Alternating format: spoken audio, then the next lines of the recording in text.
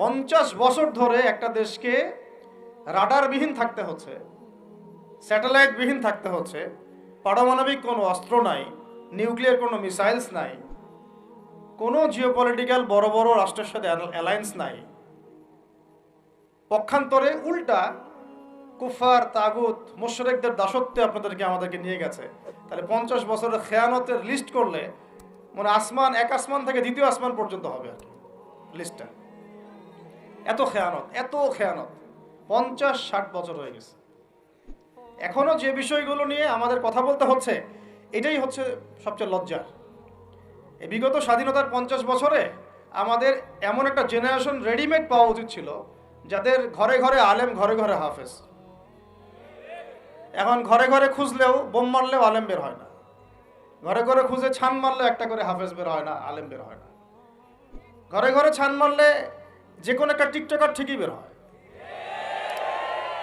এই বাস্তবতা আর আমাদের স্বপ্নের মধ্যে আসমান জমির পার্থক্য আছে।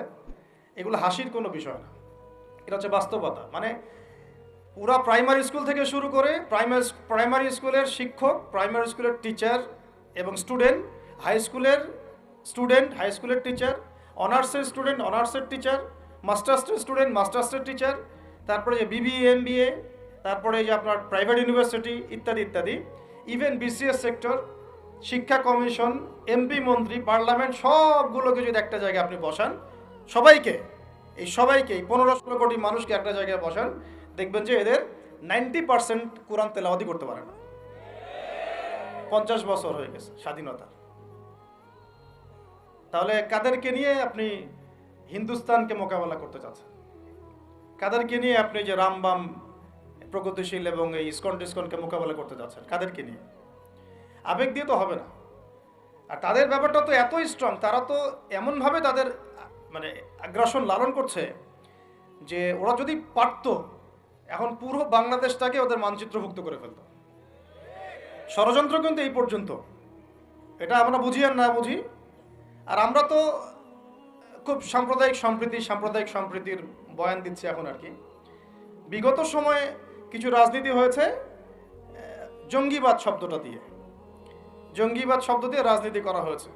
এটা থাকুক আর না থাকুক, বায়বীয়ভাবে একটা প্রতিষ্ঠা করার চেষ্টা করা হয়েছে, এটা দিয়ে রাজনীতি করা হয়েছে। সবাই সবার স্বার্থে কথাটাকে ব্যবহার করেছে। আসলে এটা একটা বায়বীয় শব্দ ছিল, কোনো অস্তিত্ব নাই।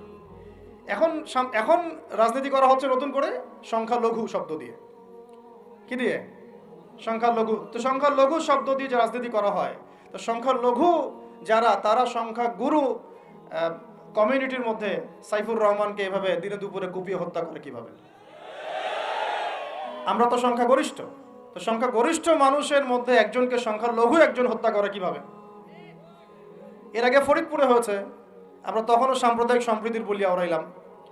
চট্টগ্রামে হইল, এখনও সাম্প্রদায়িক সম্প্রীতির বলি আওড়াচ্ছি, ঠিক আছে?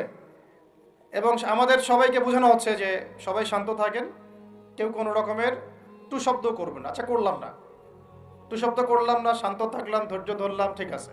এরপরে যদি আরো 10 জনকে মারা হয় তখন আপনি আমাকে গ্যারান্টি দেন যে মারা হবে না। আপনারা আমাদেরকে গ্যারান্টি দেন যে মারা হবে না। যদি মারা হয় তখন আপনি বলছেন মারা হবে না ইনশাআল্লাহ, ঠিক আছে। যদি মারা হয় তখন, এখন আমি ধৈর্য ধরলাম, এখন আমি সাম্প্রদায়িক সম্প্রীতির কথা বললাম, এখন আমরা চুপ থাকলাম, কেউ এগ্রেসিভ কোনো ভূমিকায় গেলাম না, এবং যাওয়া উচিত না, ঠিক আছে, খালাস। আর আপনি আমাকে গ্যারান্টি দেন এই ঘটনাগুলো আগামীতে ঘটবে না। প্রশাসন গ্যারান্টি দেন, সরকারে যারা আছেন গ্যারান্টি দেন। দিতে পারবেন? যদি দিতে না পারেন, কেন পারবেন না? যদি দিতে না পারেন, তাহলে গ্যারান্টি কেন দিতে পারবেন না?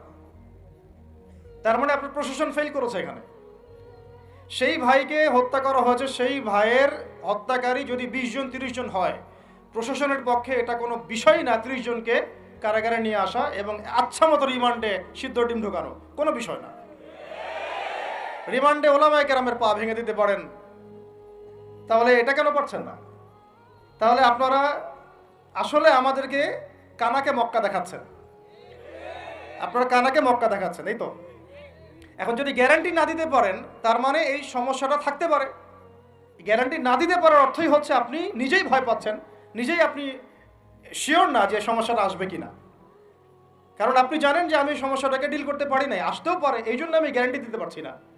আমাদের উপদেষ্টাদেরকে বলেন গ্যারান্টি দিতে যে এরকম ঘটনা আগামীতে আর কখনো ঘটবে না। আমরা তো সবাই শান্ত আছি, কেউ তো একটা টোকাও পর্যন্ত দেয়নি, কাউকে দিয়েছেন?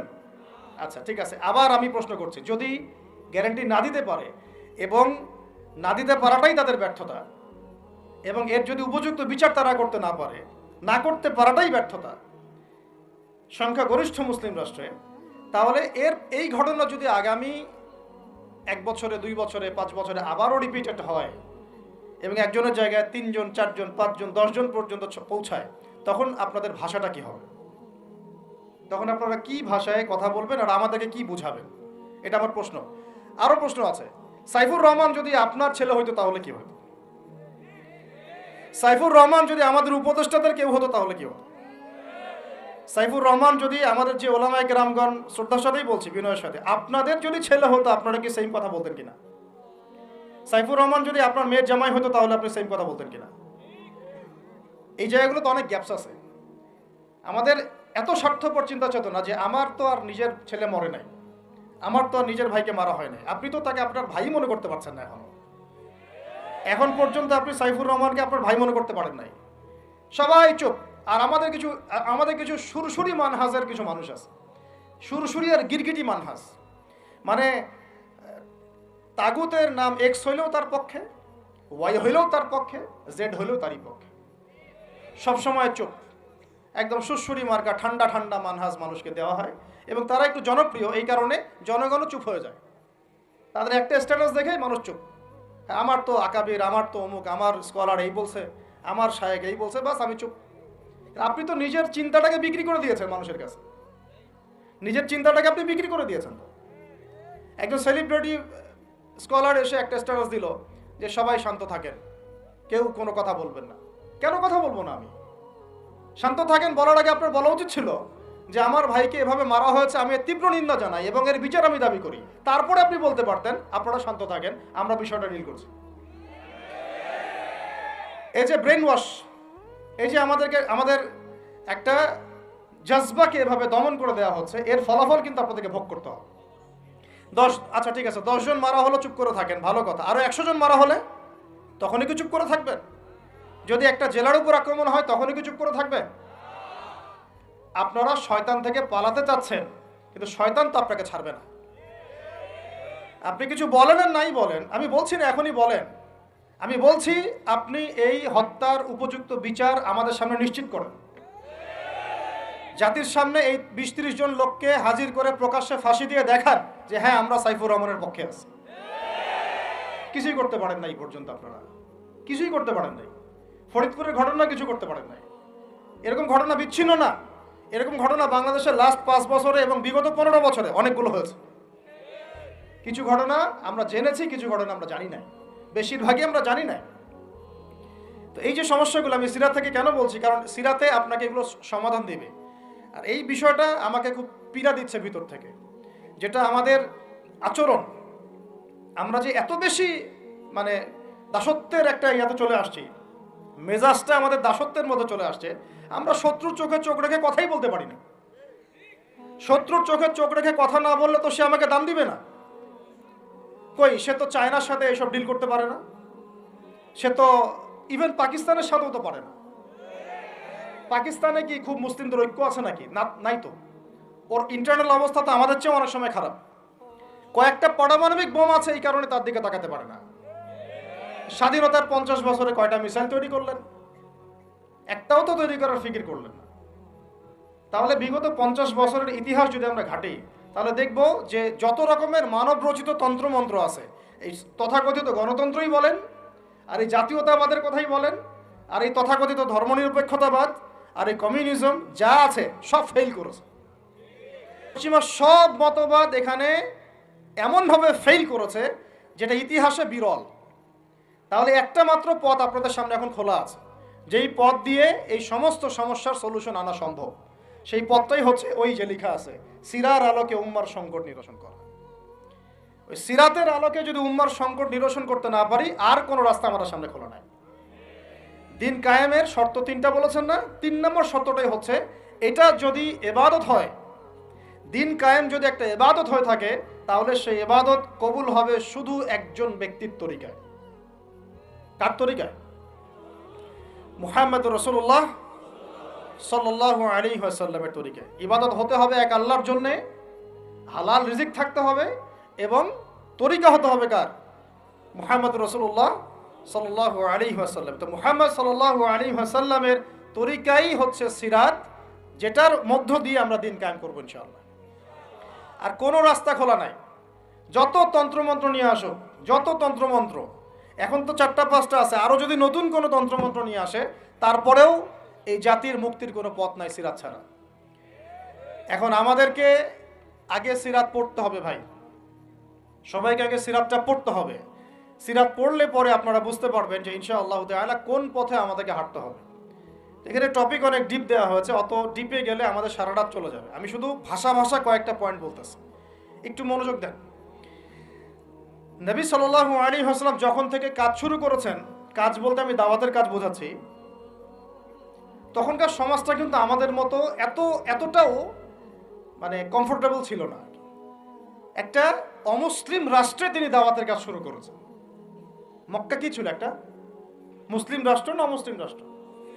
অমুসলিম একটা রাষ্ট্রে তিনি অ্যাজ এ নবী তার দাওয়াতের কাজ শুরু করেছেন। সুবহানাল্লাহ। এবং তিনি সেই রাষ্ট্রের একজন পরিচিত ব্যক্তিত্ব, যাকে আস-সাদিক আল আমিন বলে ডাকা হয়, যার আগেও কোনো গুনাহ নাই, পরেও কোনো গুনাহ নাই। এমন একজন ব্যক্তিত্ব তিনি, যার আগেও কোনো গুনাহ নাই, পরেও কোনো গুনাহ নাই, এবং তিনি একটা অমুসলিম রাষ্ট্রে ওহী প্রাপ্ত হয়ে দাওয়াতের কাজ শুরু করলেন। আর আমরা তো মুসলিম রাষ্ট্রে বসে আছি, আমরা তো মক্কায় নাই। আমরা কি মক্কায় আছি? আমরা তো মক্কায় নাই। যদি মক্কায় না থাকি, তাহলে এরকম নতজানু পররাষ্ট্রনীতি কেন? আমরা যদি মক্কার মতো পরিবেশে না থাকি, তাহলে এত নতজানু পররাষ্ট্রনীতি কেন? তাহলে ভারতের মধ্যে আমাদের যে মুসলিম ভাইরা আছে, তারা কি করবে? তাহলে ভারতে যে মুসলিম ভাইরা আছে, তারা কি করবে?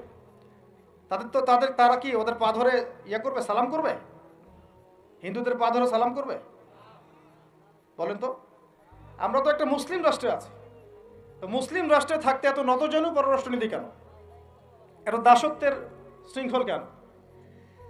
তো তিনি দাওয়াতের কাজ শুরু করেছেন প্রথম কি দিয়ে, এটা একটা ফ্যাক্ট। আমরা আসলে আলোচনাগুলো আপনাদের চাইতে তাদের শোনা দরকার, যারা আলোচনা যারা করে আর কি। মানে আমি চাই বেশি বেশি তাদের সাথে কনভারসেশন করতে, যারা উম্মাকে নিয়ে ফিকির করেন, দাওয়াতের কাজ করতে যান, বা মুআল্লিম বা আলেম বা হাফেজ, তাদের সাথে কথা বলা দরকার। তাদেরকে আগে বোঝানো দরকার বিষয়গুলো। অনেকেই বুঝেন না। অনেকে বায়াবিও দাওয়াতি কাজ করছেন উইদাউট এনি প্ল্যাটফর্ম। অনেকে দাওয়াতি কাজ করছেন উইদাউট এনি কানেকশন উইথ ওলামা। আলেমদের সাথে কোনো কানেকশন নাই, দাওয়াতের কাজ করতে আসেন, একটা বায়াবিও প্ল্যাটফর্ম ক্রিয়েট করে রাখতেছেন। কথা বলছি না, আমি আপনাদেরকে পুরা পথ ও পদ্ধতি এখানে গিলায় খাওয়াই দিতে পারবো, কিন্তু বিশ্বাস করেন গিলে খাওয়ার পরে আপনি কিছুই করতে পারবেন না। কেন পারবেন না? আপনার কোনো অ্যাসোসিয়েশন নাই, কোনো ফাউন্ডেশন নাই, কোনো সংগঠন নাই, কোনো রাজনৈতিক ক্ষমতা নাই, কোনো রাজনৈতিক দলও নাই, রাজনৈতিক কোনো অ্যাপ্রোচও নাই। কিন্তু একটা সেকুলার রাজনৈতিক দল আপনার চেয়ে ভালো ফিল্ড ওয়ার্ক করতে পারবে, কারণ তার চেইন অফ কমান্ড আছে। আমাদের তাওহীদপন্থীদের কোনো চেইন অফ কমান্ডই নাই। বলে আসতেছি বিগত 5 বছর 10 বছর থেকে একই বয়ান, মাথায় ঢুকে না জিনিসটা, চেইন অফ কমান্ড বলে একটা কিছু আছে। যেখানে একজন আমির নাই, যেখানে একজন ইমারা নাই, একটা আমির নাই, আসসামউ ওয়া তাআ নাই, বায়আ নাই, যেখানে শুনলাম মানলাম আনুগত্য করলাম, আমির মামুর জামাআ ইমারা এগুলো নাই, সেখানে তো চেইন অফ কমান্ড আসবে না। তাবলীগ জামাত কাজ করছে না? করছে কি না? একটা শুরা পর্ষদ আছে না, শুরায়ে নিজামি আছে না, আমির আছে না, কাজ করতেছে, ফলাফল পাচ্ছে মাশাআল্লাহ। জামাত ইসলাম কাজ করছে না? একটা চেইন অফ কমান্ড আছে, প্রত্যেকটা জেলায় জেলায় শাখা আছে, তারা তাদের উপরের লেভেল থেকে কোনো ডিরেকশন আসলে সেটাকে রুট লেভেলে বাস্তবায়ন করছে। তারপরে ধরেন যে ইভেন এই যে আওয়ামী লীগ যে চলে গেল, তার একটা চেইন অফ কমান্ড ছিল না? ছিল কি না? উপরে যে বলতো জঙ্গি, নিচের ওই ব্যক্তিও বলতো হ্যাঁ এই জঙ্গি, এমন একটা চেইন অফ কমান্ড ওদের ছিল না? এখন বিএনপি যারা রাজনীতি করতেছে, ওদের নাই? আছে। এখন আপনি বলেন যে ইসলামপন্থীদের রাজনৈতিক দল কয়টা? একটা আছে আমাদের শাসনতন্ত্র, একটা হচ্ছে হেফাজতে ইসলাম, আর কি হেফাজত ইসলাম তো আসলে কোনো রাজনৈতিক ব্যাকগ্রাউন্ড থেকে আসে নাই, এটা এসেছে আপনারা তো জানেন হিস্ট্রি, কোন প্রেক্ষাপটে এটা তৈরি হয়েছে, শাপলা চত্বরে ঘটনা, তাই না? আর জামাত ইসলাম।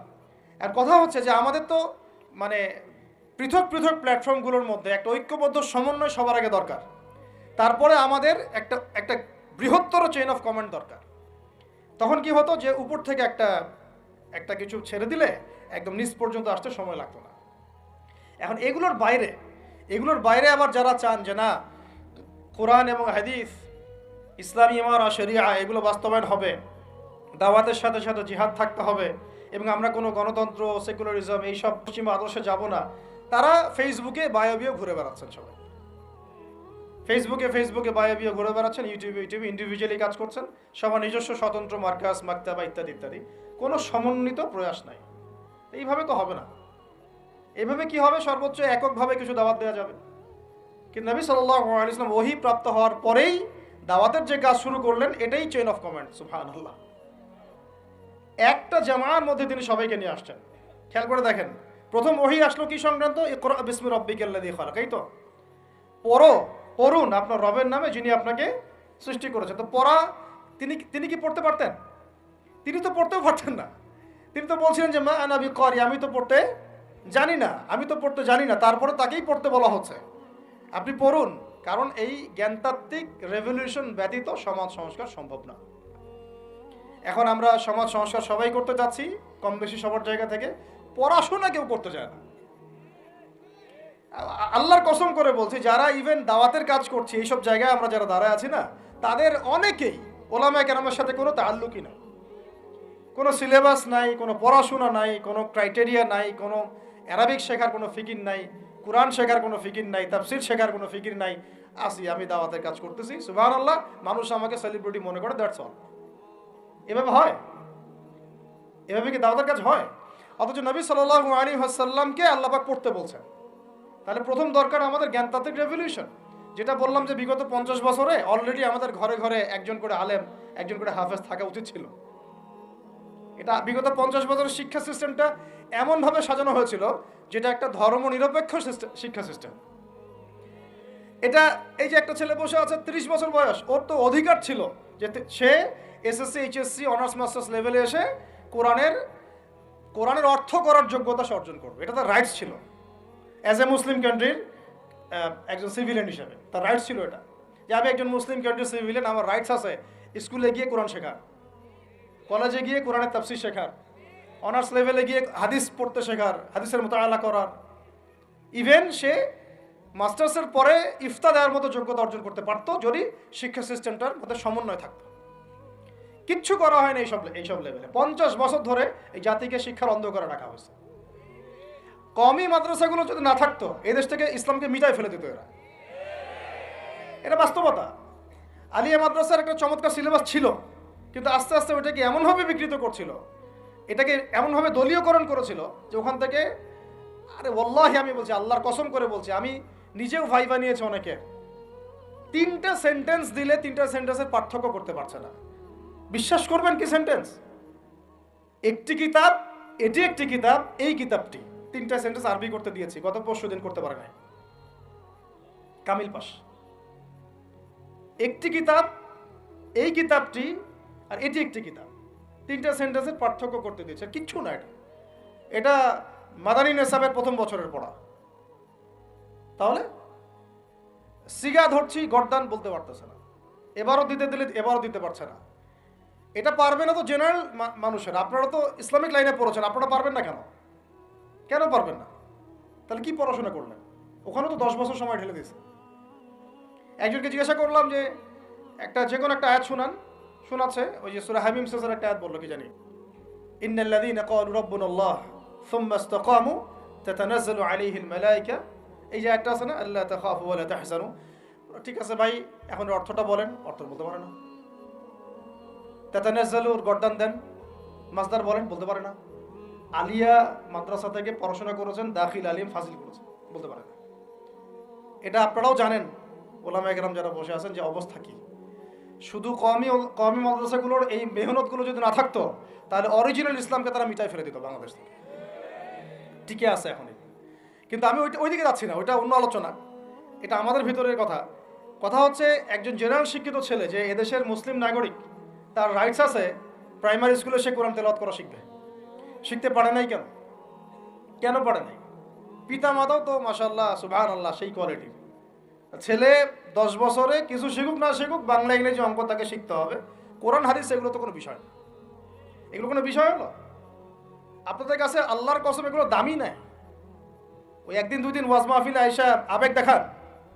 কোরআন হাদিসের পরে যদি মহব্বত থাকতো, ছেলেকে তো আলেম বানাইতেন আপনি, ছেলেকে তো আপনি একজন হাফেজ বানাইতেন কমপক্ষে। আপনি তো ছেলেকে এমনভাবে গড়ে তুলেছেন আপনার জানাজাই পড়তে পারবে না।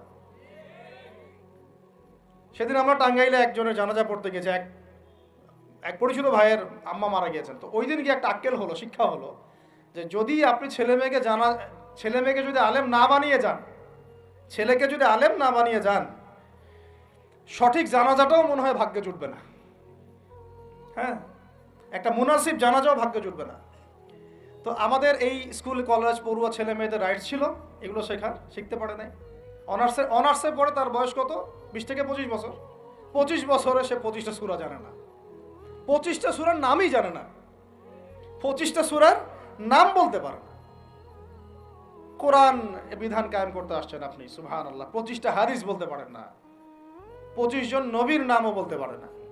ইভেন আমাদের নবী সাল্লাল্লাহু আলাইহি ওয়াসাল্লামের সিরাতের জীবনীটা, পাতলা কিতাবটাও সে কখনো জীবনে পড়ে দেখে নাই।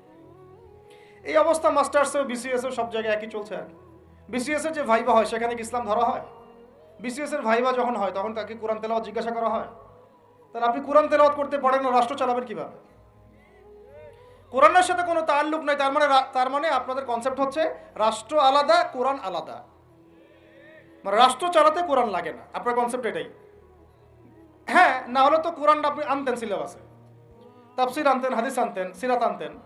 আপনার কনসেপ্ট হচ্ছে রাষ্ট্র আলাদা, কোরআন আলাদা, হাদিস আলাদা, এগুলো পড়াশোনা আলাদা, ব্যাংকিং সিস্টেম, ইকোনমিক্স আলাদা, ইসলাম আলাদা, তাই না? রাজনীতি আলাদা, ইসলাম আলাদা, তারপরে সংস্কৃতি আলাদা, ইসলাম আলাদা, শিক্ষানীতি আলাদা, ইসলাম আলাদা। এই কনসেপ্ট হচ্ছে এদেশের 90% মানুষের কনসেপ্ট। এরা সবাই শিরকের মধ্যে আছে, আল্লাহর কসম করে বলতেছে, এরা সবাই শিরকের মধ্যে আছে। এরা সবাই ধর্মনিরপেক্ষ, সেকুলার। বাদ দিয়ে আমরা যারা দাড়ি টুপিওয়ালা কিছু মানুষ আছি, আমরা একটু মৌলবাদী চিন্তা করি আর কি। আমরা চিন্তা করি যে ইসলাম ব্যক্তিগত জীবনেও থাকবে, সংস্কৃতির মধ্যেও থাকবে, শিক্ষানীতিতেও থাকতে হবে, অর্থনীতিতেও থাকতে হবে, ইভেন রাজনীতির মধ্যেও থাকতে হবে। এই কনসেপ্টটা না আসলে এখনো মুসলমান হনই নাই। এই কনসেপ্টটা না আসা মানে এখন পর্যন্ত কালিমা লা ইলাহা ইল্লাল্লাহ এটা বুঝেনই নাই আপনি, মুখে পড়েছেন, দ্যাটস অল। এই কারণেই তো লা ইলাহা ইল্লাল্লাহ পড়ার পরেও মোদির পা চাটেন বসে বসে। এই কারণেই, কারণ ওই লা ইলাহা ইল্লাল্লাহ তো আপনাকে ওটা শিখাই নাই যে আপনি এক আল্লাহর সার্বভৌমত্বের স্বীকৃতি দেন নাই। এই হলো সমস্যাগুলো। তো সমস্যার গোড়ায় অনেক কথা আছে। এখন নবী সাল্লাল্লাহু আলাইহি ওয়াসাল্লাম কিন্তু দাওয়াতের কাজটা, এই যে সিরাতের আলোকে যেটা বলছেন, সমাজ সংস্কার এবং দিন প্রতিষ্ঠা এবং সমকালীন সব সংকট দূর করা, এটা শুরু করতে হবে জ্ঞানতাত্ত্বিক রেভলিউশন থেকে। পড়াশোনা করা শুরু করে দেন, আদারওয়াইজ আপনাদের সামনে ধ্বংস ছাড়া কিচ্ছু বাকি নেই। কি পড়াশোনা করবেন? অবশ্যই ইসলামিক কারিকুলাম থাকতে হবে। এরপরে আপনি জেনারেল লাইনের পড়াশোনা করেন, কোনো সমস্যা নেই। আর এই পড়াশোনা একা একা করা যাবে না, উস্তাদের সহবত লাগবে, ওলামা কেরামের সহবত লাগবে। আমি তো এটা বলি যে আপনি কারো লেকচার শোনার আগে আপনি আগে চেক করবেন যে তার ওস্তাদ কে, কোথায় সেদিন শেখে, কার কাছ থেকে সেদিন শেখে, কোত্থেকে সেই ইলমগুলো অর্জন করছে, তার লোক কোথায়। আবেগে ভাসলে হবে না এখন বিষয়টা। তো পড়াশোনার এখন যে আরও 20 বছর পড়াশোনা না করে আমি কোনো কাজ করতেই পারবো না এমনটাও না, কিন্তু পড়াশোনা আগে শুরু করেন। এখন আপনার কাজ পড়াশোনা শুরু করা, ইকরা বিসমি রাব্বিকাল্লাযী খালাকের হক আদায় করা এবং ওস্তাদের সহবতে থাকা। যেমন জেনারেল লাইনে পড়েছেন 20 বছর, একা একা কি পড়েছেন? না, প্রতিষ্ঠানে গিয়েছেন, ডেইলি ক্লাস করেছেন, টিচারের সহবতে ছিলেন, বেতন দিয়েছেন, মেসে থেকেছেন, তারপরে আরও কি করেছেন? বাবার জমি বিক্রি করে দিয়েছেন, বাবা মায়ের জমি বিক্রি করে।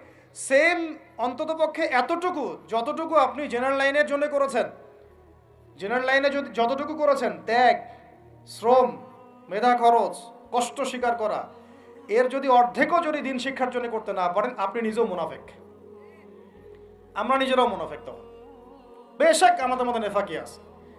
সুবহানাল্লাহ, আপনি একটা ডিগ্রির জন্য একেবারে 20 বছর ঢালতে পারেন, 20 কোটি টাকা ঢালতে পারেন, বাপের জমি বিক্রি করতে পারেন, বেঁচে থাকতে পারেন, ঢাকা বিশ্ববিদ্যালয়ের সেই লাইফ লিড করতে পারেন, এক বিছানায় 2 জন থাকি, ফ্লোরের মধ্যে ফ্লোরিং করে থাকা, হাজার হাজার লাখ লাখ টাকা খরচ করা, কষ্ট করে সকালে ওঠা, রাত জাগা, পড়া, পরীক্ষা দেওয়া, অ্যাসাইনমেন্ট, কত কি। আমি তো জানি এগুলো, আপনারা তো অনেকে না জানেন, আমি তো জানি, আমরা তো ইউনিভার্সিটিতে পড়ছি। এই পরিশ্রমগুলো আপনি করছেন অনলি ফর একটা সার্টিফিকেট আর একটা চাকরির জন্যে, আর এর 10% কেন 5% আপনি করতে চান না দিনী শিক্ষার জন্যে। তো আমি মুনাফিক না হলে এই পৃথিবীতে আর মুনাফিক কে আছে? তো এই মুনাফিকদেরকে দিয়ে আপনি দিন কায়েম করবেন নাকি? শোনেন, আবেগ দিয়ে বিপ্লব হয়। আবেগ দিয়ে কি হয়? আবেগ দিয়ে বিপ্লব হতে পারে, আবেগ দিয়ে শরিয়া খিলাফা কায়েম হয় না। আবেগী হয়ে একটা বিপ্লব হতে পারে, এটা আবেগ দিয়ে শুধু আবেগ দিয়ে শরিয়া খিলাফা কায়েম হবে না। শরিয়া খিলাফা কায়েম হয়েছে কাদের হাতে? সাহাবীদের হাতে। কাদের হাতে? আমাদের জিন্দেগি যখন সাহাবীওয়ালা হবে তখন শরিয়া কায়েম হবে। পড়াশোনা করে না, সাহাবীওয়ালা জিন্দেগি কিভাবে যাপন করবে? ওলামায়ে কেরামের সাথে তাআল্লুক নাই, সাহাবীওয়ালা জীবন কিভাবে যাপন করবে? নামাজের ঠিক নাই, সাহাবীওয়ালা জীবন হইল কিভাবে? কোরআন তেলাওয়াত করতে পারেন না, সাহাবীওয়ালা জীবন হইল? দিনের জন্য আমর বিল মারুফ নাহি আনিল মুনকারের কাজ নাই, ওই যোগ্যতাও নাই, তাহলে সাহাবীওয়ালা জীবন হইল কি? চেহারা সুরতের মধ্যে ইসলাম নাই, সুন্নতের প্রতি পাবন্দি নাই, সাহাবীওয়ালা জিন্দেগি হলো কি? সাহাবীদের হাতে বদর যুদ্ধ হয়েছে, জয়লাভ করেছে। উহুদ প্রায় জিতেইছি, এটা জিতেই বলা যায়, সাময়িক বিপর্যয় হয়েছে। খন্দক, খায়বার, মুতা, ইয়ারমুক কাঁপিয়ে দিয়েছে কারা?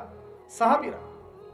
তো সাহাবীওয়ালা ইমান, সাহাবীওয়ালা আমল, সাহাবীওয়ালা আখলাক, সাহাবীওয়ালা মেহনত হলে পরে বাংলার মাটিতে দিন কায়েম হবে। না হওয়া পর্যন্ত এই লাভঝাপ করতে থাকা, আজকে এই বিষয়ে কালকে ওই বিষয়ে, আজকে এই ইস্যু কালকে এই ইস্যু, এগুলোই চলতে থাকবে। আমরা এটা চাই না। আমরা চাই এখন যেহেতু দাওয়াতের একটা সুবর্ণ সুযোগ আমাদের সামনে এসেছে, এখন যেহেতু আল্লাহ পাক, এটা আল্লাহ পাকের রহমত, এখানে সবাই ক্রেডিট নেওয়ার প্রতিযোগিতায় লিপ্ত আছে। আমার ক্রেডিটে হয়েছে, আমি এই করেছি, আমি সেই করেছি। এখন তো এমন দেখা যাচ্ছে যে ওই সময় কিছু বলেও নাই, সেও এসে এখন প্রধান উপদেষ্টার পাশ আটতেছে বসে বসে।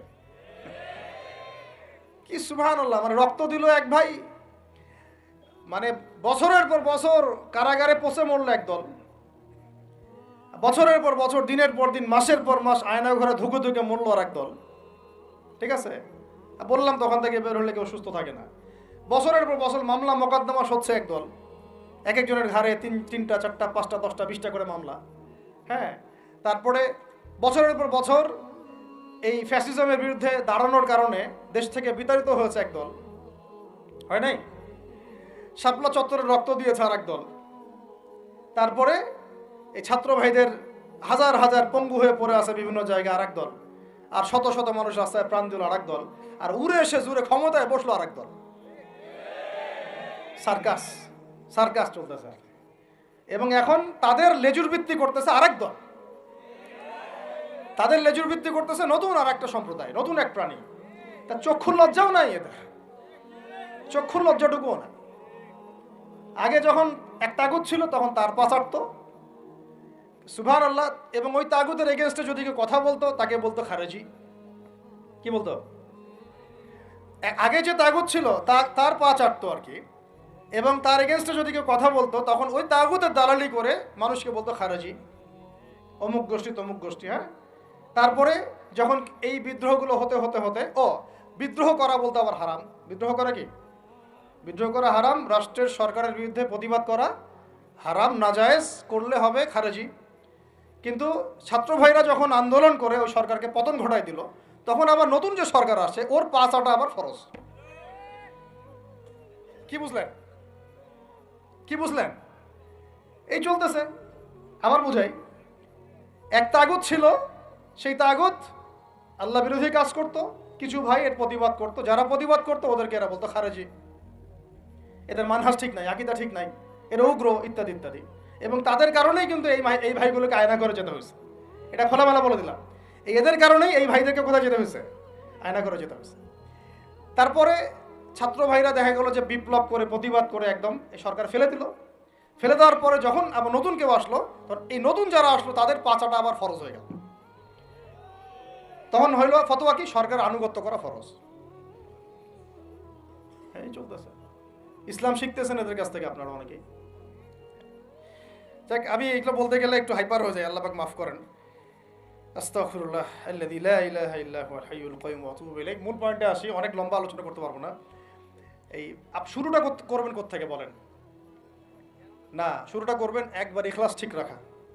দিন কায়েম করবো সিরাতের পদ্ধতিতে, অন্য কোনো পদ্ধতি আছে? আব্রাহাম লিঙ্কনের পদ্ধতি চলবে? কার্ল মার্কসের পদ্ধতি চলবে? ওই চীনের মাও সেতুংয়ের পদ্ধতি চলবে? ওই ইতালির মুসোলিনির পদ্ধতি চলবে? কার পদ্ধতিতে দিন কায়েম করব? একমাত্র মুহাম্মদ রাসূলুল্লাহ সাল্লাল্লাহু আলাইহি ওয়াসাল্লামের শেখানো সিরাতের সুন্নতেই আগাতে হবে। এখন আগাতে গিয়ে প্রথম কাজ আপনারা আমার কি? ইখলাস ঠিক রাখা, রিজিক হালাল করা, নবীর তরিকা ফলো করা, তারপরে দিনের ইলম অর্জন করা। একা একা ইলম অর্জন করবেন? ওলামায়ে কেরাম খুঁজে বের করবেন। ওলামায়ে কেরাম সব জায়গাতেই আছে, আলহামদুলিল্লাহ, এটা আমাদের সৌভাগ্য। আর আপনি দেখবেন যে কারা নিজেদেরকে জাহির করে না, মুহাক্কিক ওলামায়ে কেরাম নিজেকে জাহির করেন না। হকপন্থী ওলামায়ে কেরাম যারা, তারা নিজেদেরকে এভাবে জাহির করেন না, ইজহার করেন না যে আমি এত বড় পণ্ডিত, আসো আমার কাছে, এইভাবে তারা কথা বলেন না। তা বরং তারা নিজেদেরকে আড়াল করে চলেন, তারা বিনয়ী হন। এবং আপনারা দেখবেন না যে আহলে ফেসবুক ওয়াল জামায়াতের মধ্যে কার পপুলারিটি বেশি, এইটা দেখতে যাবেন না। আপনারা দেখতে যাবেন বড় বড় ওলামায়ে কেরাম কার পিছনে ছোটেন। মুহাক্কিক আলেম খুঁজবেন কিভাবে? আপনি দেখবেন না যে অমুক ভাই তমুক ভাই, আমাদের এই ভাইরা কার পিছনে ছোটে, বরং আপনি দেখবেন যে হ্যাঁ, বড় বড় ওলামায়ে কেরামগণ কার পিছনে ছোটেন, এবং সেই মূল উৎস থেকে জ্ঞান অর্জন করার চেষ্টা করবেন ইনশাআল্লাহ, পাক তৌফিক দান করেন, আমিন। এটা ছাড়া আপনারা জ্ঞান অর্জন হবে না, এবং জ্ঞানের সাথে যে আদব সেটাও শিখতে পারবেন না। আদবের সাথে তাআল্লুক হচ্ছে তাসাউফের, সেটাও শিখতে পারবেন না। এবং তাসকিয়ার, এই তাসকিয়া অর্জন হবে না। আল্লাহ পাক আমাদেরকে তাসকিয়া অর্জন করে তৌফিক দান করেন। ইলম শিখবো, তারপরে কাজ হচ্ছে আমাদের আমল বাড়িয়ে দেওয়া। আল্লাহ নবী সাল্লাল্লাহু আলাইহি ওয়াসাল্লাম সাহাবায়ে কেরামকে শুধু জ্ঞান শিখতেন নাকি আমলও করতেন? সবচেয়ে বেশি পরহেজগার ব্যক্তি কে এই উম্মতের মধ্যে বলেন? আমাদের নবী সাল্লাল্লাহু আলাইহি ওয়াসাল্লাম। হ্যাঁ, তিনি তো অবশ্যই। তারপরে আবু বকর রাদিয়াল্লাহু আনহু, ওমর ইবনে খাত্তাব, আলী ইবনে আবি তালিব, উসমান বিন আফফান রাদিয়াল্লাহু আনহু আজমাইন, প্রত্যেক সাহাবী। তো সাহাবীদের আমল একটু দেখেন, সারাদিন রাত তারা কেমন কি করতেন, কিভাবে কাটাতেন। আমরা আমাদের দিনের একটা বড় অংশ অপচয় করি, নষ্ট করি। তারা সময় নষ্ট করতেন না, বরং তারা প্রত্যেকটা সময়কে কাজে লাগাতেন। প্রত্যেক দিন একদিন ওই হাদিসটা আপনারা তো জানেন, একদিন নবী সাল্লাল্লাহু আলাইহি ওয়াসাল্লাম বললেন, আজকে জামাতের সাথে নামাজগুলো পড়েছে কে? আবু বকর রাদিয়াল্লাহু আনহু হাত তুললেন, আমি পড়েছি। আজকে সদকা করেছে কে? আমি। আজকে সওম রেখেছে কে? আমি। আজকে জানাজায় শরীক হয়েছে কে? আমি। এরকম অনেকগুলো আমলের কথা নবীজি বললেন, সবগুলোই দেখা গেল আবু বকর রাদিয়াল্লাহু আনহু করেছেন। সুবহানাল্লাহ, একদিনে সব আমল। এভাবে তারা দিন কাটাতেন, আপনি আর আমি যদি জুমার দিনে মসজিদে আসি তাহলে তো সমস্যা ভাই, আমাদের দ্বারা তো হবে না। আল্লাহ পাক আমাদেরকে যেন ইসলাহ করার তৌফিক দান করেন, আমিন। আমল বাড়িয়ে দেওয়া। এবার দেখেন, এবার এই জায়গাটুকু বুঝেন, নবী সাল্লাল্লাহু আলাইহি ওয়াসাল্লাম দাওয়াতের কাজ শুরু করে প্রথমেই প্রকাশ্যে দাওয়াত কিন্তু দেন নাই। প্রথমে তিনি 3 বছর, কত বছর?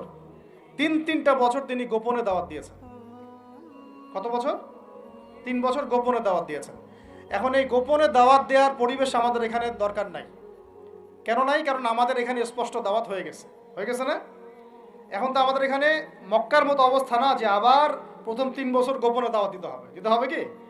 এখন আরো বরং প্রকাশ্যে দাওয়াত দিতে হবে, আলহামদুলিল্লাহ। এই যে বলছিলাম যে এটা আল্লাহ পাকের রহমত যে আমরা এই সময়টা পেয়েছি। এখানে কারো কিন্তু ব্যক্তিগত কোনো ক্রেডিট নেওয়ার সুযোগ নাই। এই যে এখন দাওয়াতের একটা উত্তম প্ল্যাটফর্ম পাওয়া যাচ্ছে, ক্ষেত্র পাওয়া যাচ্ছে, খোলাভাবে কথা বলা যাচ্ছে, এটা কার রহমত? এটাকে কাজে লাগিয়ে আরো 5 বছর 10 বছর আমাদেরকে দাওয়াত দিতে হবে ইনশাআল্লাহ। কিসের দাওয়াত? দিন কায়েমের দাওয়াত। কিসের দাওয়াত? ইসলাম ব্যক্তি জীবনে আছে, ইসলামকে এখন নিয়ে যেতে হবে সমাজে, ইসলামকে নিয়ে যেতে হবে অর্থনীতিতে, ইসলামকে নিতে হবে রাজনীতির মধ্যে। ইসলাম যখন সমাজে, অর্থনীতিতে, সংস্কৃতিতে, শিক্ষানীতিতে এবং রাজনৈতিক ক্ষেত্রে যাবে, তখন আমরা ইনশাআল্লাহ চূড়ান্ত বিজয় লাভ করব ইনশাআল্লাহ। এখন যদি পার্শ্ববর্তী শত্রু রাষ্ট্রগুলো আমাদেরকে আক্রমণ করে, আপনি তো ব্যক্তিগতভাবে জিহাদের ঘোষণা দিতে পারবো না। পারবেন? আমাদের দাওয়াতের কাজ শুধু আমভাবে জনগণের মধ্যে করলে হবে না, পুলিশের মধ্যে দাওয়াতের কাজ করতে হবে, র্যাবের মধ্যে দাওয়াতের কাজ করতে হবে। আমাদের আনসারদের মধ্যে দাওয়াতের কাজ করতে হবে, বিজিবির ভাইদেরকে প্রশিক্ষিত করতে হবে, সবচেয়ে বড় কথা আমাদের সেনাবাহিনীকে, বিমান বাহিনীকে শক্তিশালী করতে হবে, অত্যাধুনিক অস্ত্র তাদের হাতে থাকতে হবে, এবং তাদের মধ্যে সব কিছুই আছে মাশাআল্লাহ, পটেনশিয়াল আছে, প্রতিভা আছে, শারীরিক শক্তি আছে, ট্রেনিং আছে। ইমানটাকে মজবুত করতে হবে, তাদেরকে ইমানের দাস দেওয়া লাগবে। আপনাকে যদি আল্লাহ পাক প্রশাসনিক দায়িত্ব দিয়ে থাকেন, আল্লাহর জন্য শহীদ হওয়াটা আপনার জীবনের সবচেয়ে বড় সৌভাগ্য। এইদিকে আমরা তো তাদেরকে এখন হাঁটাতে পারছি না, কারণ ওই ক্ষমতা আপনার আমার হাতে নাই। ইসলামকে ওই রাজনৈতিক জায়গায় নিতে হলে সিরাতের সুন্নতে আগাতে হবে। আল্লাহ পাক তৌফিক দান করুন। এবার প্রকাশ্যে দাওয়াত শুরু হলো 4 নম্বর বছর থেকে 10ম বছর পর্যন্ত। এই প্রকাশ্যে দাওয়াত যখন শুরু হয়েছে তখনই ব্যাপক নির্যাতন শুরু হয়েছে, ব্যাপক নির্যাতন। এই অবস্থানটা আমরা পার করেছি বিগত সময়গুলোতে, এখনও পার করছি, তাই না? এই অবস্থাটা কিন্তু আমরা আগেও পার করেছি, এখনও পার করছি। যারাই প্রকাশ্যে পরিপূর্ণ ইসলামের কথা বলছেন বা বলেছেন, কোনো না কোনোভাবে তারা হ্যারাসমেন্টের শিকার হয়েছেন, কোনো না কোনোভাবে, ফিজিক্যালি অথবা মেন্টালি অথবা রাজনৈতিকভাবে অথবা মামলা মোকদ্দমা অথবা গুম অথবা একেবারে ক্রসফায়ার অথবা দেশ ত্যাগ, কিছু না কিছু ওদের তাকদিরে নসিব হয়েছেই, তাই না? আর যারা সুরে সুর মিলিয়ে কথা বলেছে তারা পার পেয়ে গেছে। ওই যে বললাম আগেও তলাচাটা, এখনও তলাচাটা। ওটা হচ্ছে মানে তেল মারা মানহাজ আর কি, তৈলাক্ত মানহাজ আর কি। যেই থাকুক, এক্স থাকলেও আমি তেল মারবো, ওয়াই থাকলেও তেল মারবো, জেড থাকলেও তেল মারবো, কারণ তেল মারা আমার জন্য ফরজ এবং তৈলাক্তদের আনুগত্য করা আমার জন্য ফরজ। ওদের বিরুদ্ধে কথা বললে আপনি আবার হয়ে যাবেন খারেজি। কিন্তু সার্জিসদেরকে আবার তারা কিন্তু খারেজি বলে নাই, এটা একটা ব্যাপার আছে। সার্জিস হাসনাতদেরকে কিন্তু তারা ওই সব ওলামা একরাম আবার কি বলে নাই, খারেজি বলে নাই। কিন্তু অস্ত্র হাতে নিয়ে ওরা কিন্তু পুলিশ পিটাইছে, কথা বুঝতে পারছেন? এই কাজটা যদি কোনো মাদ্রাসা ছেলে করতো তাহলে আল্লাহর কসম করে বলতেছি পুরো দুনিয়াতে এরা রটাই দিত যে আমরা জঙ্গি। এই পয়েন্টটা ভালো করে বুঝেন, এই পয়েন্টটা ভালো করে বুঝেন। যদি এই আন্দোলনটা শুধুমাত্র দাড়ি টুপিওয়ালা মানুষরা করতো তাহলে সারা মুসলিম বিশ্ব না, সারা দুনিয়াতে এরা রটাইতো মিডিয়া দিয়ে যে বাংলাদেশের মুসলমানরা উগ্র, জঙ্গি এবং সন্ত্রাসী। রটাইতো না? বেশাক রটাইতো। কিন্তু যখন গণতন্ত্রপন্থীরা গণতান্ত্রিক পদ্ধতিতে এই কাজটা করছে তখন এটা জায়েজ হয়ে গেছে। একই জিনিস, একদল গিয়ে গুলি করা শুরু করলো মাজলুমদের উপরে, তারপরে মাজলুমরা আর থাকতে না পেরে অস্ত্র হাতে নিয়েই ফেললো। লাঠি সেটাও তো অস্ত্র নাকি? এবং তাদের একজন তো বলেছিল আমাদের পরবর্তী প্ল্যান ছিল যদি তারা স্কিপ না করতো আমরা সশস্ত্র অবস্থান নিতাম, বলেছে কিন্তু মিডিয়াতে একজন, বলেছে না? বলেছে। যাই হোক, এদিকে যখন জালেম আক্রমণ করেছে তখন মাজলুম তো প্রতিবাদ করেছে, করে নাই? এই আক্রমণের প্রতিবাদের রাস্তায় কিন্তু বহু মানুষ মারা গেছে, জালেমদেরও মরেছে, মাজলুমদেরও মরেছে। কেন পুলিশ ভাইদেরকে কি মারা হয় নাই? কারণ তারা জালেমের পক্ষ নিয়েছিল। সে কি অমুসলিম ছিল না মুসলিম? ও মুসলিম ছিল, কিন্তু কালিমা পড়া মুসলিম, তাই না? সেও কালিমা পড়া মুসলিম, জালেমের পক্ষ নিয়েছে। আর এদিকে আমাদের মাজলুম ভাই যাদের উপর গুলি চালানো হয়েছে, এখন মাজলুম ভাইরা শেষমেশ লাঠিসোঁটা হাতে নিতে বাধ্য হয়েছে। এবার কনফ্লিক্ট হলো, জালেমও মরলো কিছু, মাজলুম তো মারা গেছে। এখন এই কনফ্লিক্টে কিন্তু আমাদের ইসলামিক স্কলারশিপ অফ ইসলামের কিছু কিছু ব্যক্তি তারা কিন্তু এখানে মাজলুমদের কাউকে কিন্তু খারেজি বলে নাই, বলেছে?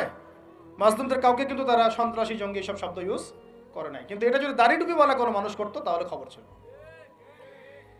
অতএব শুভঙ্করের ফাঁকিগুলো বোঝার চেষ্টা করবে।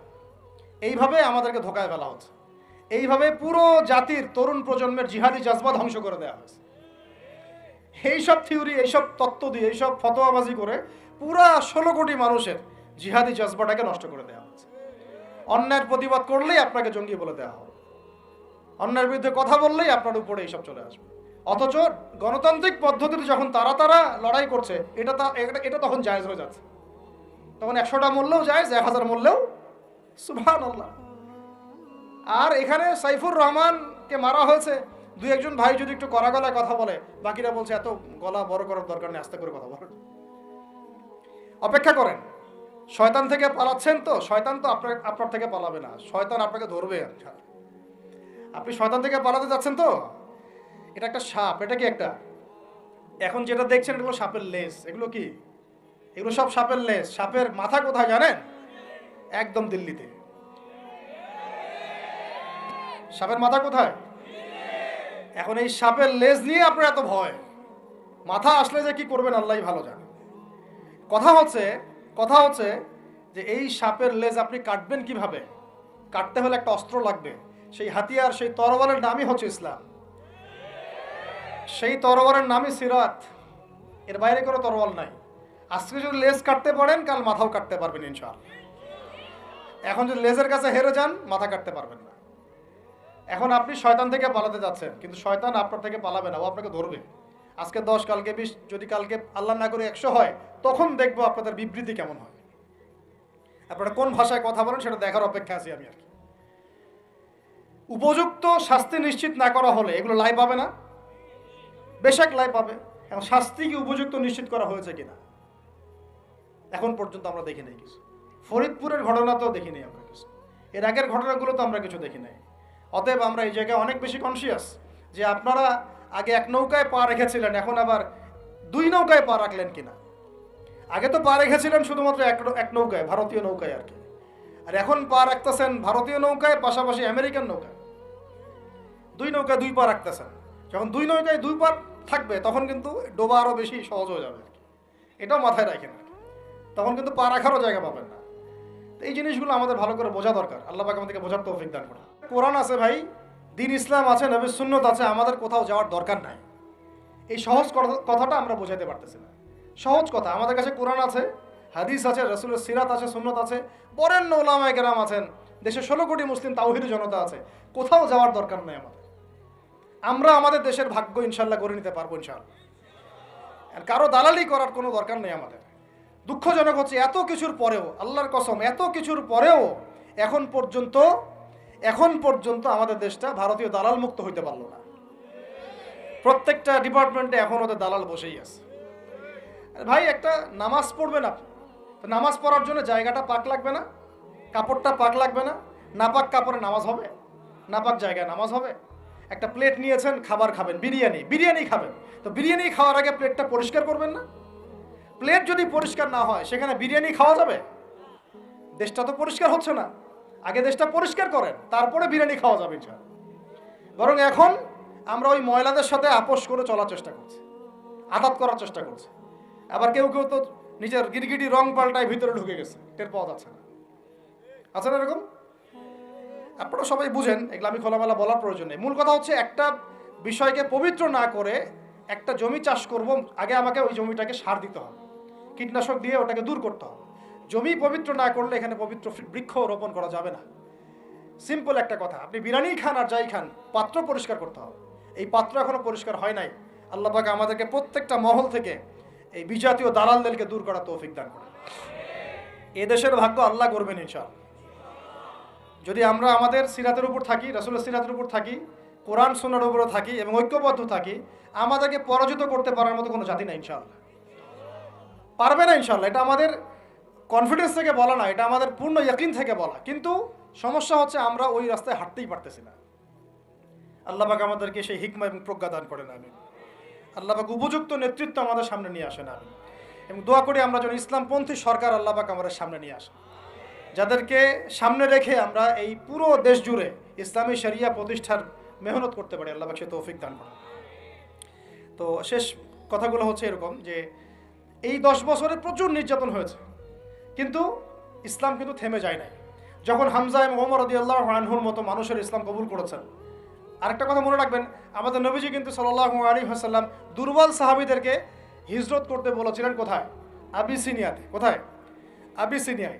ওখানে একটা হিজরত হয়েছে। আমাদের নবীজি তায়েফে গিয়েছেন, তায়েফবাসী ইসলাম কবুল করে নাই, তিনি আবার ফিরে আসছেন। এই সময়টাতে ইয়াসরিব থেকে 6 জন যুবক আসছিলেন, তরুণদের কথা বলতে বলেছেন। এইখান থেকে আমি আলোচনা শেষ করে দিব। এখানে ইয়াসরিব থেকে 6 জন যুবক, তরুণ যুবক এসে ইসলামের গতিপথটাকে ঘুরিয়ে দিয়েছে। এটা তরুণরা একটু ভালো করে বুঝবেন। মক্কায় কত বছর ছিলাম আমরা? 13 বছর। কত বছর? 13 বছর। এই 13 বছরে কিন্তু আমাদের কোনো রাজনৈতিক ক্ষমতা ছিল না। ছিল? কোনো রাজনৈতিক ক্ষমতা ছিল না, এমনকি কোনো সামাজিক ক্ষমতা আমাদের ছিল না। আমরা দাওয়াতের কাজ করছিলাম, তাবলীগের মেহনত করছিলাম, এবং তাজকিয়া অর্জন হচ্ছিল, কোরআন শেখানো হচ্ছিল, দারুল আরকামে দিনের মোজাকারা প্র্যাকটিস হচ্ছে। আমাদের কিন্তু কোনো রাজনৈতিক ভিত্তি মক্কায় নাই। এই কারণে মক্কাতে কিন্তু সশস্ত্র জিহাদেরও আয়াত নাজিল হয় না। হয়েছে? হয় নাই। মদিনায়, এখন মদিনা থেকে যখন 6 জন যুবক আসলেন, এই 6 জন যুবকের নেতার নাম আসাদ বিন জুরারাহ রাদিয়াল্লাহু আনহু। তো তিনি এসে যখন বায়াত করছেন নবীর কাছে, তিনি আগে থেকে জানতেন যে শেষ জামানায় একজন নবী আসবে। কি আসবে? ঠিক আমরা এখন যেমন জানি যে শেষ জামানায় একজন নবী আসবেন, এটা আমরা যেমন জানি, ওই 6 জন যুবক আগে থেকে জানতেন যে শেষ জামানায় একজন নবী আসবেন কুরাইশদের সবচেয়ে বড় গোত্র থেকে, এবং যার নাম হবে আহমেদ। কি নাম হবে? এটা তারা কোত্থেকে জানছেন? আগের তাওরাত ইনজিলে লেখা আছে। আগের তাওরাতে ইনজিলে লেখা আছে। এই জন্য আমরা বলি যে শেষ জামানার জ্ঞান অর্জন করাটা খুব জরুরি, না হলে আমরা কখন কি হচ্ছে এটা মোটটা বুঝতে পারবো না। এই পড়াশোনাগুলো আমাদের সিলেবাস থেকে আমরা উঠিয়ে দিয়েছি। এই যে ইয়াসরিবের 6 জন যুবক, তারা যখন ইসলাম কবুল করে চলে গেল, তারা বসে থাকে নাই। যুবকরা এটা ভালো করে শুনে, তারা ইসলাম কবুল করার পরে কেউ বসে থাকে নাই। তারা দাওয়াতের কাজ করতে থাকলেন। মদিনায় গিয়ে, কোথায়?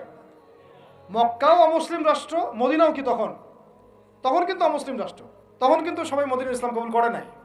আর আমরা বসে আছি বাংলাদেশে মুসলিম রাষ্ট্রে, তাও দাওয়াতের কাজ নাই। কথা বুঝতে পারছেন? তারা অমুসলিম রাষ্ট্রে নিজের জীবনের ঝুঁকি নিয়ে, তারা তো তখন সবাই কাফের, মুশরিক, তাই না, মূর্তি পূজারী, তাদের মধ্যে দাওয়াতের কাজ করেছে। যেমন ভারত একটা রাষ্ট্র, এটা একেবারে মূর্তি পূজারী রাষ্ট্র। তো এইরকম রাষ্ট্রে তারা দাওয়াতের কাজ করেছেন, তাওহীদের কালিমা লা ইলাহা ইল্লাল্লাহর কথা বলেছেন। আর আমাদের এই দেশে কথা বলতেই কলিজা কাঁপে। বিষয়টা বুঝতে পারেন, তারা সাহাবীদের সাথে আমাদের কত পার্থক্য, তাই না? তো তারা ওই মদিনায় এবার দাওয়াতের কাজ করতে থাকলেন। আর দাওয়াতের কাজ করতে করতে পরের বছর 12 জনকে ইসলাম কবুল করালেন। কতজন? এবার 12 জন মিলে আবার আসছেন পরের বছর আকাবার বায়াতে। এই 12 জনকে নবী সাল্লাল্লাহু আলাইহি ওয়াসাল্লাম বায়াত করালেন। বায়াত একটা কিন্তু গুরুত্বপূর্ণ বিষয় ইসলামে। আপনি মুখে মুখে একজনকে ভালোবাসেন, হ্যাঁ অমুক আলেমকে আমি খুব ভালোবাসি, অমুক ওস্তাদকে, অমুক শায়েখকে আমি খুব ভালোবাসি, কিন্তু আপনি তার হাতে বায়াতবদ্ধ না। এই ভালোবাসা একদিন থাকবে, একদিন নাও থাকতে পারে, ঠিক আছে? কিন্তু আপনি যখন কোনো মুহাক্কিক, কোনো আলেমের কাছে, কোনো বুজুর্গের কাছে, আল্লাহর ওলির কাছে বায়াতবদ্ধ থাকবেন, আপনার জীবনটা একটা গুছানো শৃঙ্খলার মধ্যে থাকবে। তার মাসওয়ারা ছাড়া আপনি ডানে বামে তখন নড়তে পারবেন না। এটা জরুরি জিনিস ছিল, এটা আমরা স্কিপ করেছি। আর এটাকে অনেক কিছু ক্ষেত্রে কিছু ভণ্ড পীর নিয়েছে আর কি, তখন ওটা বিতর্কিত হয়ে গেছে আর কি। কিন্তু এটা কিন্তু একটা গুরুত্বপূর্ণ কাজ ছিল। যেমন আপনি কারো হাতে বায়াতবদ্ধ, তার মানে আপনি তাকে আপনার মুরব্বী মানেন। আপনার কি মানেন? মুরব্বী। এই সিলসিলা চলে আসছে রাসূল সাল্লাল্লাহু আলাইহি ওয়াসাল্লাম থেকে। এখন এই 12 জনকে নবীজি বায়াত করালেন। এই 12 জন একটা রিকোয়েস্ট করলো, ইয়া রাসূলুল্লাহ, আমাদের মদিনা একটা উর্বর জায়গা, আপনি যদি আপনার সাহাবীদের মধ্যে একজন যোগ্য সাহাবীকে পাঠাতেন, তাহলে উনি গিয়ে মদিনায় দাওয়াতের কাজ করতো, তাহলে ইসলাম আরো সম্প্রসারিত হতো। এটা কাদের কথা ছিল? এই 12 জনের।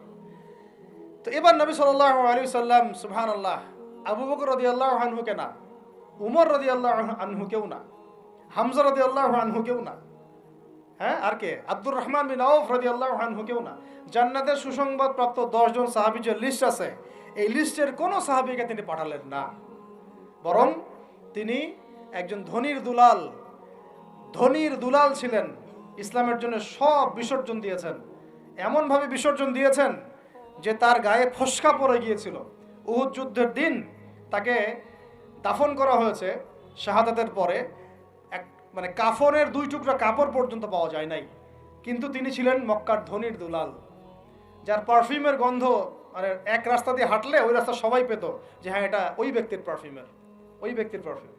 তার মতো কাপড় আর কারো ছিল না। এত লাক্সারিয়াস লাইফ লিড করতেন, বাংলাদেশের সবচেয়ে কোটিপতি ছেলের মতো মনে করেন। এইরকম ধনীর একজন দুলাল ইসলাম কবুল করার পর তার অবস্থা এমন হয়েছে যে তাকে এক কাপড়ে দাফন করা হয়েছে। সুবহানাল্লাহ। তা উহুদের মাঠে। বিখ্যাত সাহাবী, বিখ্যাত দাঈ ইলাল্লাহ, তার নাম মুসআব বিন উমাইর রাদিয়াল্লাহু আনহু। মুসআব বিন উমাইর নাম মুখস্থ থাকবে তো ইনশাআল্লাহ।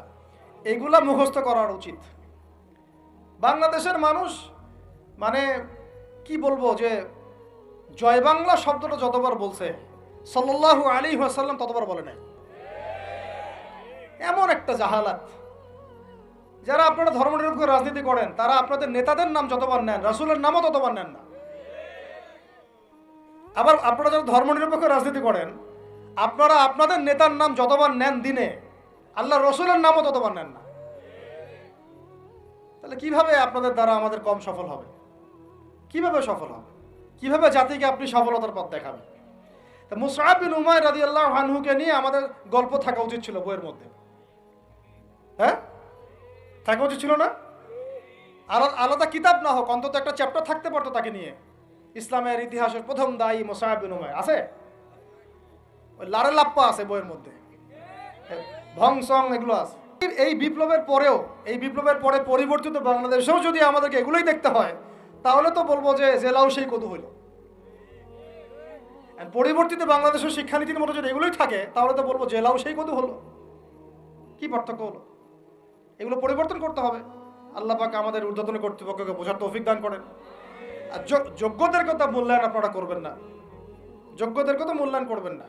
রামশ্যাম যদুমধু নিয়ে বসাইছেন সব জায়গায়, কিছুই বোঝে না দেশের রাষ্ট্র অর্থনীতির শিক্ষার, বসে আছে দায়িত্বে।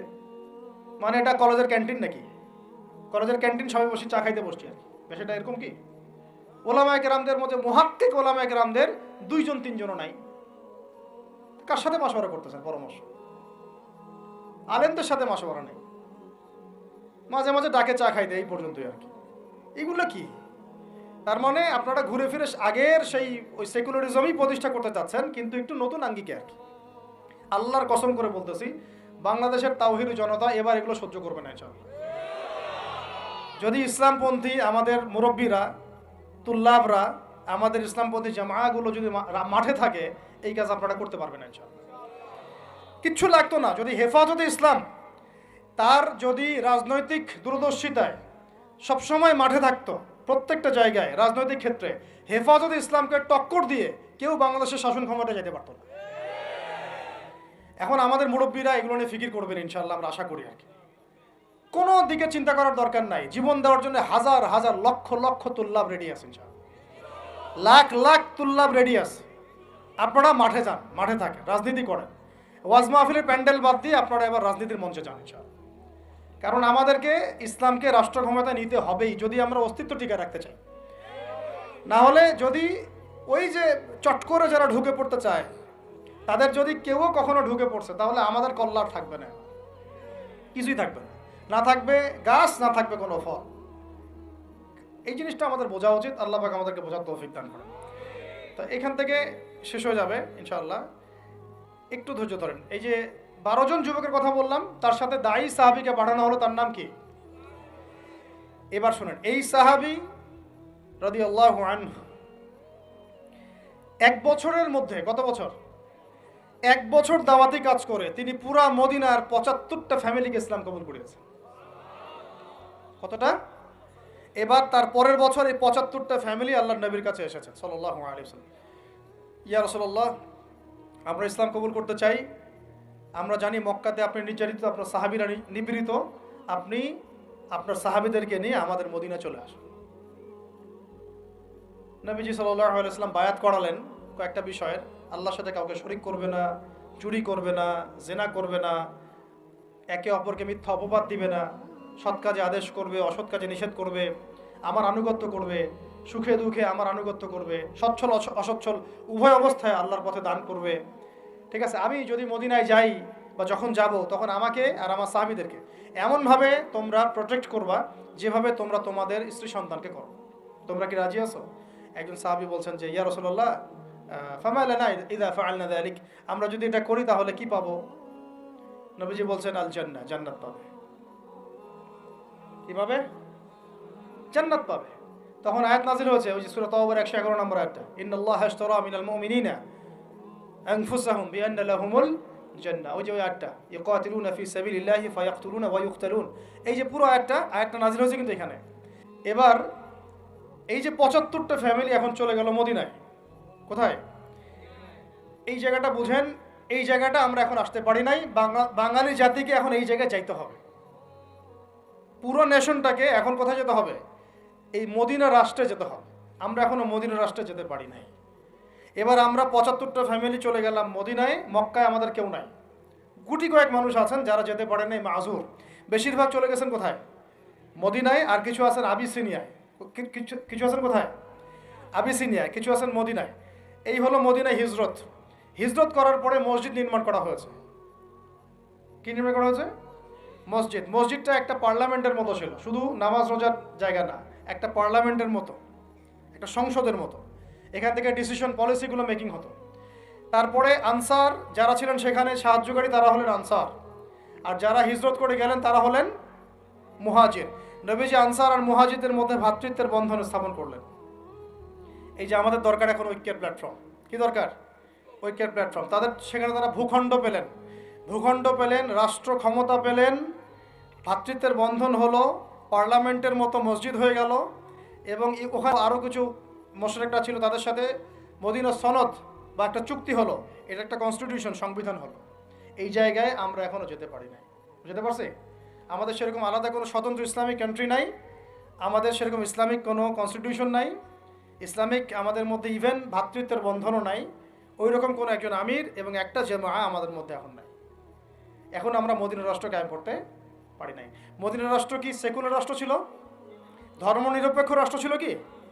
মদিনা রাষ্ট্র কি জাতীয়তাবাদের আদলে গড়ে উঠেছে, বা কমিউনিজমের আদলে গড়ে উঠেছে, গণতন্ত্রের আদলে? মদিনা রাষ্ট্র গড়ে উঠেছে শরিয়ার আদলে, মানে কোরআন এবং সুন্নাহর বিধানের আদলে। ওখানে কি অন্য ধর্মের মানুষরা ছিল না? ছিল। তাদের সাথে কোনো কনফ্লিক্ট হয়েছে? তাদের অধিকার খর্ব করা হয়েছে? হ্যাঁ, তাদের সাথে জুলুম হয়েছে? না, বরং তাদের সাথে আমরা হৃদ্যতা মহব্বতের সম্পর্ক রেখে চলেছি, যতক্ষণ পর্যন্ত না তারা কোনো ফল্ট করেছে। যেমন বনু কোরাইজা ফল্ট করেছে, ওর সাথে যুদ্ধ হয়েছে, বের করে দিয়েছে। বনু নাজির ফল্ট করেছে, ওকে বের করে দেওয়া হয়েছে। বনু কাইনুকা ফল্ট করেছে, ওকে বের করে দেওয়া হয়েছে। যখন যে চুক্তি ভঙ্গ করেছে তখন তার সাথে আমরা আক্রমণাত্মক আচরণ করেছি, শাস্তিমূলক। কিন্তু যতক্ষণ পর্যন্ত ওরা চুক্তি ভঙ্গ করে নাই, আমরা সবাই মিলে একটা ঐক্য সংহতি রক্ষা করেই চলেছি। আমরা কি এখন ওরকম কোনো রাষ্ট্র পেয়েছি? এখন আমাদের সামনে এইরকম একটা মদিনা রাষ্ট্র গড়ার ফিকির করতে হবে। এই জায়গায় যদি ইসলামকে আমরা নিতে না পারি বাংলার জমিনে, তাহলে না হবে মদিনা, আর না হবে সেখান থেকে কোনো মক্কা বিজয়। মক্কা বিজয় কি আগে হয়েছে? না, আগে মদিনা রাষ্ট্র কেমন হয়েছে? এখন যাইতে হবে মদিনা রাষ্ট্রে। তো মদিনা রাষ্ট্র কি এটা আগে বুঝবেন। একটা নির্দিষ্ট রাষ্ট্র যেটা আমাদের আছে, মাশাআল্লাহ আছে তো, বাংলাদেশ যদি ধরি আছে তো একটা রাষ্ট্র। লাগবে জনসংখ্যা আছে তো, লাগবে মুসলিম সংখ্যাগরিষ্ঠতা আছে তো, লাগবে মুসলিমদের মধ্যে ভ্রাতৃত্বের বন্ধন, এইটা হয়তো নাই। এটা আমাদের করতে হবে। যে ভ্রাতৃত্ব জায়গায় দুর্বলতা সেটা অচিরেই ঘুচিয়ে ফেলতে হবে। আল্লাহ পাক তৌফিক দান করেন। লাগবে ইসলামিক সংবিধান আছে? নাই। 50 বছরও হয়েছে, তাহলে এখন সংবিধান সংস্কারের প্রশ্ন আসলে সবাইকে জবাব দিতে হবে, হ্যাঁ সংস্কার চাই, ইসলামিক সংবিধান চাই, ব্যাস খালাস। ওইটা না হলে তো আপনার রাষ্ট্র ইসলামিক হবে না। ওইটা না হলে কি রাষ্ট্র ইসলামিক হবে? আমাদের আবেগ, কেউ লিখে দিল উপরে বিসমিল্লাহির রহমানির রহিম, মানব রচিত সংবিধানের উপরে লিখে দিল বিসমিল্লাহির রহমানির রহিম। বাঙালি তো একদম আবেগে মাতোয়ারা। আরে বাপরে বাপ, আমাদের তো সংবিধানে বিসমিল্লাহ আছে। বিসমিল্লাহ বলে ভাই মদ খাইলে লাভটা কি? নিচে তো মদের লাইসেন্সের দেওয়ার কথাও আছে, নিচে তো আরো অনেক কিছুই আছে। তো বিসমিল্লাহ উপরে থাকলে আমার লাভ কি আর ক্ষতি কি? বিসমিল্লাহ উপরে থাকার পর যখন A to Z ইসলামিক থাকবে, তখন বুঝবে হ্যাঁ এটা ইসলামিক কনস্টিটিউশন হয়েছে। আছে ওটা? নাই। তাহলে এটা করতে হবে। তারপরে দেখবেন একজন আমাদের প্রেসিডেন্ট লাগবে, মুসলিম প্রেসিডেন্ট, যিনি উমর রাদিয়াল্লাহু আনহুর মতো ইনসাফ আদালত কায়েম করবেন ইনশাআল্লাহ। এবং আমরা আনসার ও মুহাজিরদের মধ্যে ভ্রাতৃত্বের বন্ধনে থাকবো, আপোষের মধ্যে কোনো কোন্দলে যাব না, তাদের আনুগত্য করে চলবো ইনশাআল্লাহ। আছে এরকম কিছু হয়েছে? হয় নাই। এরপরে নবী সাল্লাল্লাহু আলাইহি ওয়াসাল্লাম সামরিক বাহিনী গঠন করেছেন, এটা আমাদের আছে মাশাআল্লাহ। খালি তাদেরকে ইমানি প্রশিক্ষণ দেওয়া দরকার। এরপরে নবী সাল্লাল্লাহু আলাইহি ওয়াসাল্লাম অর্থনৈতিক ভিত্তি শক্ত করেছেন। আমাদের দেশে অর্থনৈতিক ভিত্তি শক্ত করার সুযোগ নাই? অবশ্যই আছে, এবং আমরা এটা করতে পারবো ইনশাআল্লাহ। এরপরে নবী সাল্লাল্লাহু আলাইহি ওয়াসাল্লাম সীমান্ত সুরক্ষা করেছেন। সীমান্ত সুরক্ষার আমাদের বাহিনী নাই? করতে পারবো ইনশাআল্লাহ। এরপরে তিনি করেছেন অস্ত্রশস্ত্র তৈরি করেছেন দেশের মধ্যে, মদিনাতেই তৈরি করেছেন। বদর যুদ্ধ করতে যাওয়ার সময়কার অস্ত্র কোথায় পেয়েছেন? তারা কিনেছেন কারো কাছ থেকে? তৈরি করেছেন কোথায়? মদিনায়। তা আমরা আমাদের দেশে বিশ্বমানের অস্ত্র তৈরি করতে পারি না? করা হয়েছে বিগত 50 বছরে? হয় নাই। তারপরে সারিয়া অভিযান হয়েছে, প্রথমেই কিন্তু গাজওয়ায়ে বদর হয় নাই, প্রথমেই কিছু কিছু সারিয়া হয়েছে। টহল বাহিনী পাঠিয়েছেন নবী সাল্লাল্লাহু আলাইহি ওয়াসাল্লাম, দেখো ওইখানে কাফেলা আক্রমণ করো, ওইখানে কাফেলা আক্রমণ করো। এবার ইসলাম আর ডিফেন্সিভ চিন্তা করে নাই, বরং ইসলাম সেনাবাহিনী প্রেরণ করেছে বিভিন্ন জায়গায় যুদ্ধের জন্য। অনেকগুলো সারিয়া হয়েছে, প্রায় 8টা-10টা। তারপরে আবু সুফিয়ানের কাফেলাকে আক্রমণকে কেন্দ্র করে বদরের যুদ্ধ হয়েছে। যুদ্ধের ঘোষণা কে দিয়েছে? নবী সাল্লাল্লাহু আলাইহি ওয়াসাল্লাম নিজে দিয়েছেন। সাহাবীরা যুদ্ধ করেছেন। রাষ্ট্রপ্রধান কি সিংহাসনে বসে বসে খালি আদেশ করেছিলেন, না নিজেও মাঠে উপস্থিত ছিলেন? আদৌ দেখেছেন এমন কাউকে আমাদের প্রেক্ষাপটে? বরং এখনকার রাষ্ট্রপ্রধানরা নেতাকর্মীদেরকে লেলিয়ে দেয়, অবস্থা খারাপ দেখলে নিজে হেলিকপ্টারে পালিয়ে যায়। নবী সাল্লাল্লাহু আলাইহি ওয়াসাল্লাম নিজে যুদ্ধের মাঠে গিয়ে যুদ্ধ করেছে। এটা ছিল তার সুন্নাহ। একটা দুইটা, মিনিমাম কয়টা বলেন দেখি? 50-এর বেশি যুদ্ধ তিনি নিজে সশস্ত্র ভূমিকা দিয়ে করেছেন। বাকি তো তিনি পাঠিয়েছেন মাশাআল্লাহ সাহাবীদেরকে। ইন টোটাল প্রায় 80-85টার মতো সারিয়া হয়ে গেছে। যাই হোক, এই মদিনা রাষ্ট্রের আদলে আমরা কিন্তু কোনো রাষ্ট্র এখনো করতে পারি নাই। মদিনা রাষ্ট্র গড়ার পরে আস্তে আস্তে পররাষ্ট্রনীতি হয়েছে, বিভিন্ন গোত্রে গোত্রে দাওয়াত বাড়ানো হয়েছে। এরপরে আস্তে আস্তে মুসলিমদের রাষ্ট্রের আয়তন বাড়তে থাকছে, অর্থনীতি সমৃদ্ধ হতে রয়েছে। পাশাপাশি আমরা ওই হেরাক্লিয়াস, রোম সম্রাট হেরাক্লিয়াস, পারস্য, এইটা ওইটা পুরো বিশ্ব রাজনীতি তখন আমরা কাঁপায় ফেলছি। পরবর্তীতে তাবুক হয়েছে, মোতা হয়েছে, নবীর ইন্তেকাল পরে ইয়ারমুকও হয়েছে। এর মাঝখানে আপনার ওই চুক্তির যে দফাগুলো ছিল হুদাইবিয়ার, ওটা ভঙ্গ করার কারণে মক্কা আক্রমণ করা হয়েছে, মক্কা আমরা বিজয় করেছি। এটা সংক্ষেপে বললাম, ইনশাল্লাহ কোনো একদিন আরও বিস্তারিত কথা হবে। মূল কথা হচ্ছে এই যে মদিনা রাষ্ট্র থেকে মক্কা বিজয় এই পর্যন্তও কিন্তু অনেক ঘটনা ঘটেছে। আবার বুঝেন, মদিনা রাষ্ট্র থেকে মক্কা বিজয় এইটুকুর মধ্যে কিন্তু আরও অনেক ঘটনা ঘটেছে। আরও অনেকগুলো যুদ্ধ হয়েছে, জনসংখ্যা বেড়েছে, দেশের আয়তন বেড়েছে, পররাষ্ট্রনীতি অ্যাপ্লাই করা হয়েছে, হ্যাঁ, অর্থনীতি সমৃদ্ধ করা হয়েছে। তারপরে হুদাইবিয়ার কাছাকাছি ওমরা করতে আসার সময় তারা বাধা দিল, আমরা সন্ধিতে গেলাম, তাই না? 10 বছর কেউ কারোর সাথে যুদ্ধ করবো না, তোমার কেউ আসলে আমি ফিরাই দেবো, আমাদের মুসলিমদের কেউ গেলে ফিরাই দিবা না, ঠিক আছে? এরকম কিছু চুক্তি ছিল হুদাইবিয়ার মধ্যে। তো চুক্তির ধারাগুলো ভঙ্গ করেছে কোরাইশরা যখন চুক্তির ধারা ভঙ্গ করেছে, ওই ধারার ভঙ্গকে কেন্দ্র করে মক্কা আক্রমণ করা হয়েছে, মক্কা বিজয় করা হয়েছে। এরপরে মক্কা, মদিনা, তায়েফ, তাবুক সমস্ত এলাকায়, এই পুরো এলাকাটায়, এটাকে আমরা বলি জাজিরাতুল আরব। কি বলি? শুধু মক্কায় না, পুরো মক্কা, মদিনা, হেজাজ, নজদ, জাজিরাতুল আরব পুরা, ইভেন ইয়েমেনের সীমান্ত পর্যন্ত, বাহরাইনের সীমান্ত পর্যন্ত পুরো জায়গাটায় নবী সাল্লাল্লাহু আলাইহি ওয়াসাল্লাম জীবিত থাকা অবস্থায় কি হচ্ছে? ইসলাম শুধু কি ব্যক্তি জীবনে প্রতিষ্ঠা হয়েছে, রাজনৈতিকভাবে প্রতিষ্ঠা লাভ করেছে। এই হলো সিরাতের সুন্নতের দিন কায়েমের একটা চূড়ান্ত বাস্তবতা, যা আমাদের নবী আমাদেরকে দেখিয়ে গিয়েছেন সাল্লাল্লাহু আলাইহি ওয়াসাল্লাম। এখন কথা হচ্ছে যে মক্কা বিজয় তো অনেক দূরের কথা, ওটা তো অনেক পরের কথা। আমরা কি আমাদের রাষ্ট্রটাকে মদিনার আদলে সাজাতে পেরেছি কিনা? মদিনার আদলে রাষ্ট্রটাকে সাজাতে পেরেছি? এখন আগে সিরাতের আলোকে আমরা এই রাষ্ট্রটাকে মদিনা বানানোর চেষ্টা করি, আল্লাহ পাক তৌফিক দান করুন। তারপরে যখন মদিনা হবে ইনশাআল্লাহ তাআলা, মদিনা হলে পরে দেখবেন এটাকে কেন্দ্র করে আমরা আশেপাশের যে কন্টিনেন্টগুলো আছে এইগুলো একদিন জয় করবো ইনশাআল্লাহ। ওরা মানচিত্র পরিবর্তন করতে যাচ্ছে, মানচিত্র পরিবর্তন হবে ইনশাআল্লাহ, তবে ওদের হাতে না, আমাদের হাতে হবে ইনশাআল্লাহ। এটা কিন্তু গাল গল্প না, হাদিসে অনেক ইঙ্গিত আছে। আমি ওই হাদিসগুলো নিয়ে আজকে আলোচনা করতেছি না। হাদিসে এরকম অনেক ইঙ্গিতই আছে, ঠিক আছে? যে এখন আপনারা যে ওয়ার্ল্ড অর্ডারে যাচ্ছেন, এই ওয়ার্ল্ড অর্ডারে এই যুদ্ধ বিগ্রহ ছাড়া কোনো অপশন নাই, এগুলো চলতে থাকবে। ওই দিকেই বিশ্বের প্রেক্ষাপট আগাবেও, এটা স্কিপ করতে আপনারা আর পারবেন না, কেউ পারবে না। এখন এখান থেকে যারা পালায় বাঁচতে চাবে ওরাও ধরা খাবে, যারা সম্মুখ সারিতে থেকে যুদ্ধ করবে ওরাও ইনশাআল্লাহ সাফল্যমণ্ডিত হবে ইনশাআল্লাহ। আমরা কোন পথ বেছে নেব সেটা আমাদেরকে ফিকির করতে হবে। সবার আগে আমাদের ফিকির হবে কি? এই রাষ্ট্রটাকে মদিনার আদলে একটা রাষ্ট্রে পরিণত করা। আল্লাহ পাক আমাদেরকে সেই তৌফিক দান করেন।